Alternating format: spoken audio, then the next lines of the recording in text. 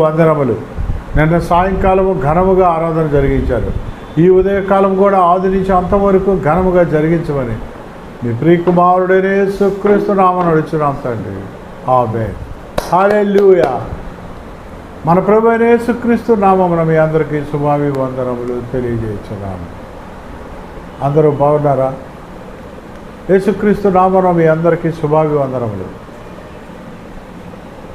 పరలోకములో యుద్ధము, భూలోకములో యుద్ధము, కుటుంబాల మధ్య యుద్ధము, రాష్ట్రాల మధ్య యుద్ధము, దేశాల మధ్య యుద్ధము.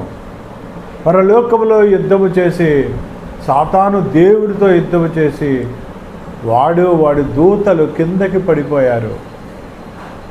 భూలోకములో కూడా వాడు యుద్ధము చేసి అనేక సార్లు ఓడిపోతూ ఉంటాడు. ఎందుకంటే యేసుక్రీస్తు ప్రభులు వారు సిలువ పైన మన కొరకు బలియాగమయ్యాడు. అప్పుడే సాతాన్ని జయించాడు. కనుక సిలువలో మన పాపాలు ఆయన జయించాడు తన ప్రాణాన్ని పెట్టడం ద్వారా. దేవుడు తన ఏకైక కుమారుడిని, అద్వితీయ కుమారుడిని మన కొరకు భూలోకానికి పంపాడు. అందుకు మనం ఎంతో రుణపడి ఉంటాం యేసుక్రీస్తు ప్రభుల వారికి. వాడు పడుతూ అనేకమైనటువంటి కొండలపైన వారు పడ్డారు. అయితే బైబిల్లో కూడా 7 కొండలు ఉన్నాయి. చాలా కొండలు ఉన్నాయి బైబిల్లో. కానీ కొన్ని కొండల గురించి, ప్రత్యేకంగా రాయబడి ఉన్న కొండల గురించి నేను మాట్లాడుతూ ఉన్నా. బైబిల్లోని ఒక 7 కొండల గురించి చెప్తాను. హిల్స్ ఆఫ్, చూడండి, 7 హిల్స్ ఆర్ 7 మౌంటైన్స్. ప్రకటన గ్రంథము 17వ అధ్యాయము 9వ వచనం చూడండి. ఇందులో జ్ఞానము గల మనసు కనబడును.